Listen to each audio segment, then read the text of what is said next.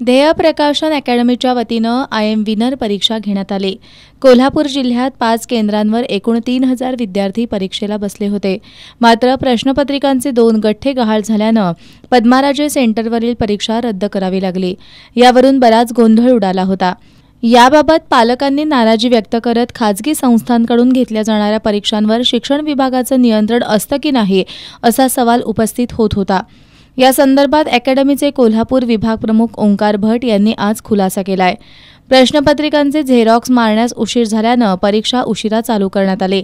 पहिला पेपर व्यवस्थित पार पडला, पण दुसऱ्या पेपरला काही पालकांमुळे परीक्षा केंद्रांवर गोंधळ निर्माण झाल्यानं परीक्षा रद्दचा निर्णय घेण्यात आल्याचा खुलासा ओंकार भट यांनी केलाय।